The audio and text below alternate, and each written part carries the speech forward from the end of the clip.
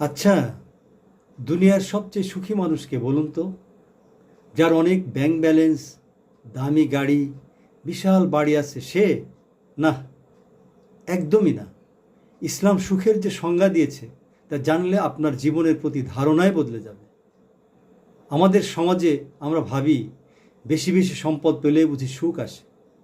পবিত্র কোরআনে মহান আল্লাহ বলেছেন, কৃতজ্ঞ হলে তিনি নিয়ামত বাড়িয়ে দেন। আমাদের প্রিয় রাসূল সাল্লাল্লাহু আলাইহি ওয়াসাল্লাম বলেছেন, প্রচুর ধন সম্পদ থাকলেই ধনী হওয়া যায় না। প্রকৃত ধনী তো সেই ব্যক্তি যার অন্তরে কোনো লোভ নেই, যে আত্মতৃপ্ত। সহিহ বুখারী। মহান আল্লাহ যা দিয়েছেন তার উপর সন্তুষ্ট থাকতে পারাই হলো পৃথিবীর সবচেয়ে বড় সুখ।